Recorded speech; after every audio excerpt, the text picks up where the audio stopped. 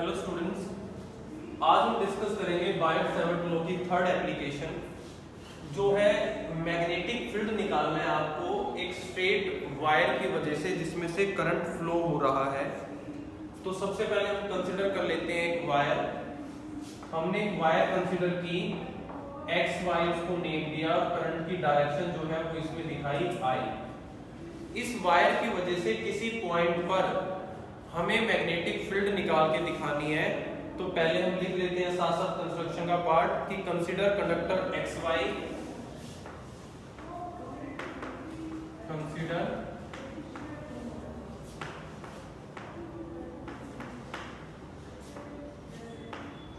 Having current from X to Y.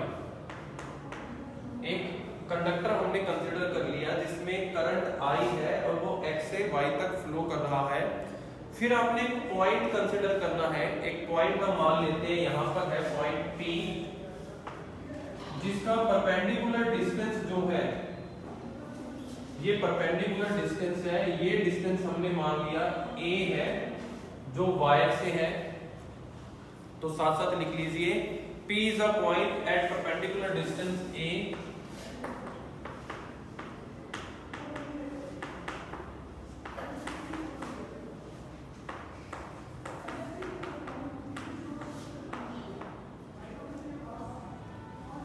where magnetic field is to be find। यही वो point है जहां पर मैग्नेटिक फील्ड निकालनी है। where magnetic field is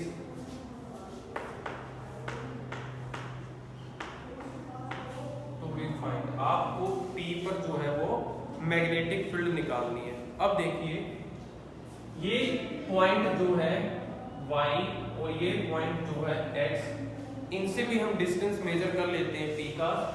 मान लीजिए ये जो कनेक्ट कर दिया आपने x और y को P से, ये एंगल हम मान लेते हैं φ2 है, ये एंगल जो है वो φ1 मान लिया।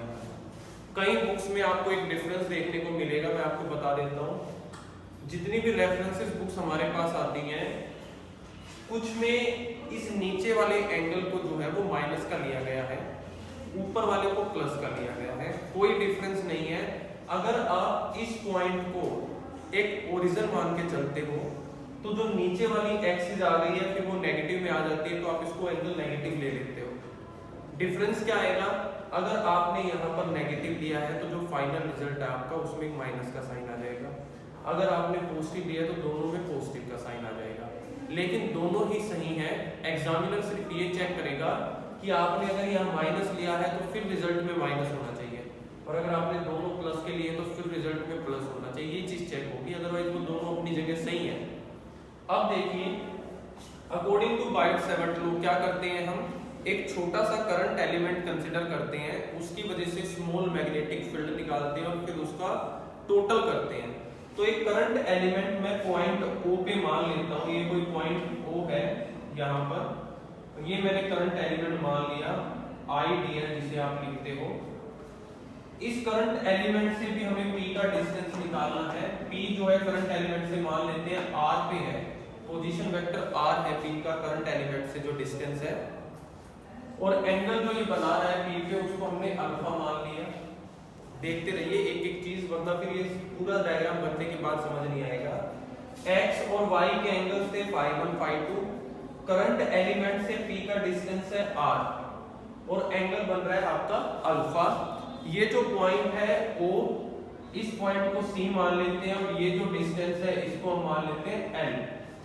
ये कंप्लीट यहाँ का डिस्टेंस L मान लेते हैं। वैसे इस डिस्टेंस की हमें कहीं जरूरत पड़ेगी नहीं, पर एक जगह आपको जो है ट्रिग्नोमेट्री फंक्शन यूज करना पड़ेगा, वहां हमें इस पार्ट की जरूरत पड़ेगी, इसलिए हमने इसको L ले लिया यहाँ पर। ये है आपके पास कंप्लीट डायग्राम इसका। अब इस डायग्राम का यूटिलाइज करते हुए हम बनाते हैं। देखो पहले कुछ और एक दो लाइनें हमें लिखनी है कंस्ट्रक्शन की। लिख लीजिए consider a small current element IDL, consider a small current element IDL at O। Point O पे आपने IDL जो है वो कर लिया। R is the position vector of point from current element. Let R is the position vector of point P from current element IDL, and theta is the angle between DL and R, and theta is the, ये angle जो है वो theta माना गया है, देख लीजिए theta angle between DL and R। अब ध्यान से देख लीजिए एंगल्स 4 आ गए आपके पास डायग्राम में। थीटा यहाँ है, अल्फा ये है, ये फाई 1 है और ये फाई 2 है। किसकी एप्लीकेशन है? बायोट-सैवर्ट लॉ की।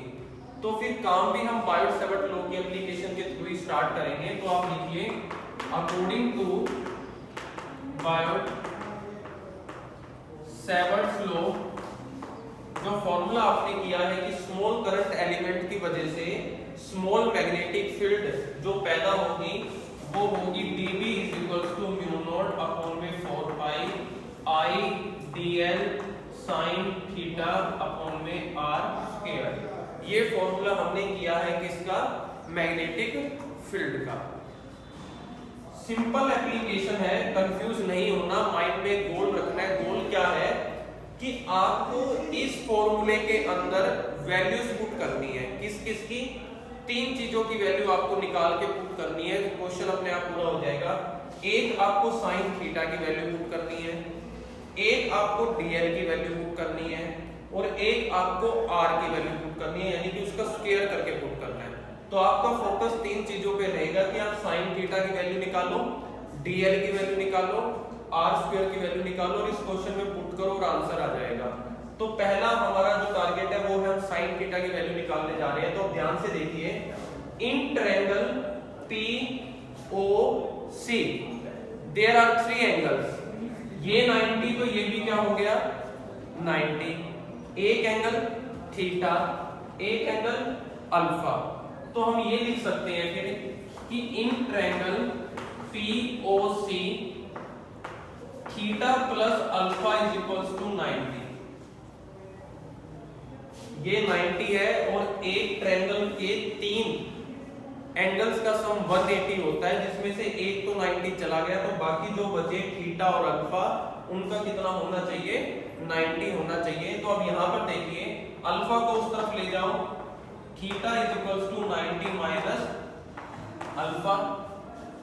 अब हम क्या करते हैं, दोनों साइड साइन अप्लाई कर देते हैं।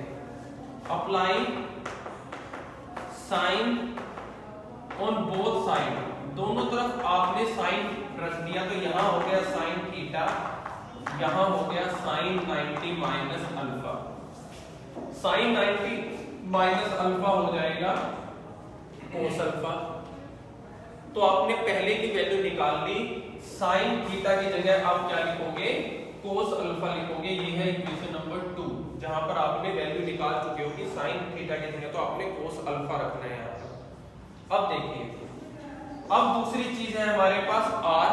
उसके लिए देखिए करना क्या आपको, नाउ ये जो आपने कोस अल्फा निकाला है ये किसके इक्वल होगा? ट्रिग्नोमेट्रिक फंक्शन जो होते हैं, जो परपेंडिकुलर, हाइपोटेन्यूज और बेस की फॉर्म में आप एक्सप्लेन करते हो, तो कोस थीटा किसके इक्वल होता है? कोस थीटा इक्वल होता है बेस बाय हाइपोटेन्यूज के। इस ट्रायंगल में POC ट्रायंगल में बेस का रोल प्ले कर रहा है A, क्योंकि अल्फा एंगल यहां बना हुआ है, और हाइपोटेन्यूज का रोल प्ले कर रहा है R। तो बेस बाय हाइपोटेन्यूज यानी कि cos alpha = A by R। हमें वैल्यू किसकी चाहिए? R की। R को एक तरफ ले आइए, R ऊपर आ जाएगा तो A अपॉन में cos अल्फा हो जाएगा। लेकिन आपको खाली R की नहीं, R स्क्वायर की वैल्यू चाहिए। तो फर्दर आप लिख सकते हो R square = A square upon में cos स्क्वायर अल्फा। ये इक्वेशन 3, 2 चीजों की वैल्यू आ चुकी है, साइन थीटा की वैल्यू आ चुकी है, r स्क्वायर की वैल्यू आ चुकी है। Now we are going to find out the value of dl। dl के लिए आपको पहले l लाना पड़ेगा फॉर्मूले में, फिर आप उसका डेरिवेटिव करके उसको dl कर सकते हो। तो देखिए नाउ इसी ट्रायंगल में टेंजेंट अल्फा किसके इक्वल होगा, जैसे कोस आपका बेस बाय हाइपोटेन्यूज था, ऐसे ही परपेंडिकुलर बाय बेस आपको क्या देता है, टेंजेंट देता है। तो परपेंडिकुलर है यहाँ पर L और बेस है यहाँ पर A। ये देख लीजिए, ये L अब यूज हो गया, जो हमने कहा था L को हमने नाम दिया है, और ये है आपका बेस A। तो यहां से आपको वैल्यू L अलग निकालना है। L हो गया A टेंजेंट अल्फा, डेरिवेटिव करें, L का डेरिवेटिव हो जाएगा dl, A ऐसे का ऐसे रहेगा, टेंजेंट का होता है secant square alpha d alpha, ये डेरिवेटिव है, टेंजेंट का होता है सीकेंट स्क्वायर, ये आ जाएगा आपके पास। अब ये है equation number 4, equation number 2, equation number 3, equation number 4, तीनों में से ये तीन वैल्यूज अब आपको पुट करनी है किसके अंदर, फर्स्ट इक्वेशन में जस्ट वैल्यू पुट करनी है।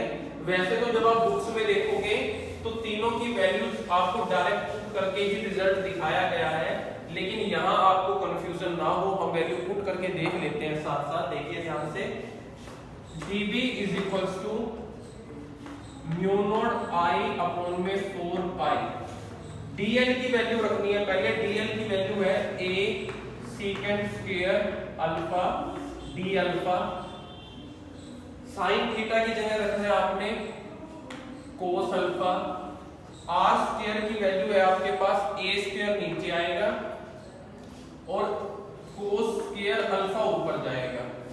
ये है आपके पास वैल्यूज पुट करने के बाद। अगर आप मैथ्स के स्टूडेंट हो तो आपको पता है कि सीकेंट स्क्वायर अल्फा से cos square alpha direct cancel out हो जाता है, क्योंकि सीकेंट स्क्वायर अल्फा को आप 1 अपॉन में कोस स्क्वायर अल्फा लिख सकते हो। तो ये चीजें कैंसिल आउट हुई, एक पावर a से एक ये चला गया, और जो आपके पास रिजल्ट आ रहा है यहाँ से dv जो आ रहा है फाइनली वो है mu naught I cos alpha d alpha upon में 4 पाई a। ये वो इक्वेशन आ गई हमारे पास जिसको हम अब आगे सॉल्व करने वाले हैं। अब इसका टोटल निकालना है हमें। देखिए फॉर्मूला ये था, जो हमें गिवन क्वांटिटीज थी उनके हिसाब से हमने इस फॉर्मूले को अभी कन्वर्ट किया है एक दूसरे रिलेशन में, इसका हमें टोटल करना है। अब जो इंटीग्रेशन रूल लगेगा वो इसके ऊपर लगेगा। ये जो आपने इक्वेशन निकाली थी फर्स्ट सेकंड थर्ड, अब इनका काम खत्म हो चुका है। अब जो फॉर्मूला आपके पास आया है हमें उस पे फोकस करना है। अब ये जो फॉर्मूला आपके पास है, अब हम निकालेंगे टोटल मैग्नेटिक फील्ड, इसकी टोटल मैग्नेटिक फील्ड। तो आपको पता है B इक्वल हो जाएगा integration of dV integration of mu naught I cos alpha d alpha 4 pi a। Angles की यहाँ पे आपको लिमिट पुट करनी पड़ेगी। इंटीग्रेशन कहाँ से कहाँ होना है, x से लेकर y तक। टोटल वायर की लेंथ यही है ना, तो x एंगल बना रहा है φ1, y बना रहा है φ2, यानी कि एंगल का टोटल होना है φ1 से लेके φ2 तक। तो यहाँ जो लिमिट है वो रखी जाएगी φ1 से φ2, हमने लिमिट रख दी। सारी चीजें बाहर ले लेंगे, सिर्फ उन चीजों को अंदर छोड़ेंगे जिनका इंटीग्रेशन होना है। तो देखिए बाहर आ जाएगा म्यू नॉट I अपॉन में 4 पाई a, अंदर रह गया कोस अल्फा d अल्फा, क्योंकि इनका तो इंटीग्रेशन होना है हमारे पास अभी। ठीक है, अब देखिए अगर आप मैथ्स के स्टूडेंट हो तो आपको पता है कि कोस अल्फा का इंटीग्रेशन जो है वो क्या होता है। कोस अल्फा का इंटीग्रेशन हो जाएगा माइनस साइन अल्फा। देखिए जब डेरिवेटिव करते हो तो साइन का कोस होता है, ठीक है, और कोस का, अच्छा एक चीज कंफ्यूजन है यहाँ पर, ये आप चीज देख लो कि माइनस साइन होगा या प्लस साइन होगा,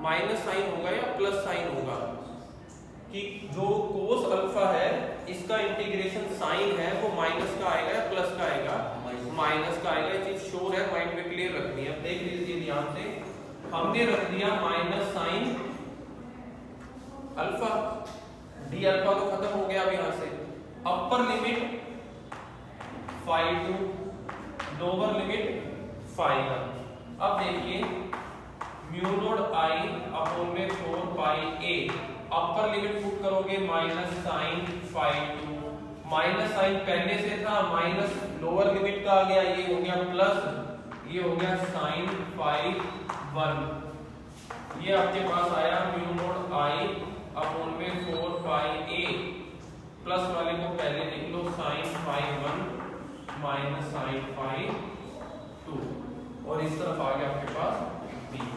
ये है आपके पास रिजल्ट। शायद हो सकता है, तो मैंने पहले एक्सप्लेन किया आपको डायग्राम, तो एक चीज मैंने उल्टी बोल दी हो रिवर्स, वो ये कि अगर आपने दोनों एंगल पॉजिटिव लिए हैं तो यहाँ बीच में माइनस आएगा, और अगर आप यहाँ पर फाई 1 को माइनस का ले लेते तो यहाँ ये वैल्यू प्लस में आ जाती। फिर इतना डिफरेंस आपको दो बुक्स में देखने को मिलेगा। ठीक है, क्या है बुक्स में माइनस साइन है क्या? ठीक है, तो वो चीज ठीक है, जो इंटीग्रेशन हमने लिया है वो माइनस साइन है। ये आपका फाइनल रिजल्ट है इस आर्टिकल का। हाँ, वो कई बुक्स में मैंने अभी तो बताया, जहां आपको ये रिजल्ट पॉजिटिव नजर आ रहा है वहां आप ध्यान से देख लो, वहां पर ये एंगल माइनस का ले रखा है। आप एंगल भी तो देखो ना साथ में। अगर आपको रिजल्ट पॉजिटिव नजर आया बुक में तो आप ध्यान से देखो, वहां पर ये वाला एंगल माइनस फाई 1 लिख रखा होगा, या माइनस अल्फा 1 या माइनस थीटा 1, जो भी उन्होंने सिंबल यूज किया है। अगर यहाँ दोनों आपने प्लस लिए हैं तो फिर यहाँ पर क्या आएगा? माइनस आने वाला। सीधी सी बात है, इसमें से एक को माइनस पुट करोगे फिर बीच में क्या आ जाएगा? प्लस आ जाएगा। ठीक है, अब इसके स्पेशल केसेस हैं हमारे पास कुछ। सबसे पहला केस ओनली की बात करेंगे जो आपने अपने आप करनी है, कि अगर P पॉइंट इंफिनिटी पे चला जाए। आपको पता होना चाहिए, 10th क्लास से बेसिक चीज आपको सिखाई जाती है कि अगर कोई ऑब्जेक्ट इंफिनिटी पे है तो उस पे से आने वाली रेज जो है वो पैरेलल होती हैं। यानी कि ये जो लाइन थी y से P वाली, x से P वाली, ये पैरेलल हो जाएंगी, और पैरेलल होंगी तो P पे 90 डिग्री का एंगल बनाएगी। ये जो एंगल फाई 1 फाई 2 था ये 90 डिग्री का हो जाएगा, P पे जाके सीधा ऐसे स्ट्राइक करने वाली है ये। तो फाई 1 और फाई 2 दोनों 90 के हो जाएंगे, साइन 90 और ये 90, दोनों चीज क्या हो गई आपके पास? फिर 1 हो गई, और 1 और 1 0 हो गई। अब स्पेशल केसेस का भी आपके रिजल्ट पे इफेक्ट पड़ने वाला है। अगर यहाँ प्लस होता तो 1 और 1 क्या होता? 2 होता, माइनस लिया है तो 1 में से 1 गया, 0 हो जाएगा। तो सारी चीजों पे इफेक्ट पड़ेगा। एक पॉइंट और जो आपको याद रखना है इसका स्पेशल केस, कि अगर ये पॉइंट P वायर पे ही आ जाए, अगर ये वायर पे ही आ गया तो इसका मीनिंग है ये जो एंगल है फाई 1 और फाई 2, ये एंगल क्या होंगे? या तो 0 होंगे या 180 होंगे, क्योंकि y से P की तरफ आओगे, एक ही लाइन पे आप घूम रहे हो तो दो एंगल बन सकते हैं, या तो सेम डायरेक्शन में हो तो 0 का बन सकता है, अपोजिट डायरेक्शन में हो तो 180 का बनेगा। लेकिन साइन की वैल्यू दोनों ही केसेस में, चाहे आप साइन 0 लो चाहे आप साइन 180 लो, साइन की वैल्यू रहती है 0, तो मैग्नेटिक फील्ड आपकी क्या रहेगी? 0 रहेगी। तो ये हमारे पास थर्ड एप्लीकेशन थी बायोट-सैवर्ट लॉ की, कि मैग्नेटिक फील्ड एक स्ट्रेट वायर है जिसमें से करंट जा रहा है, उससे किसी पॉइंट P पर कैसे निकालें। तो आपको जो है इसको अच्छे से एक बार और फिर से रिवाइज कर लेना है।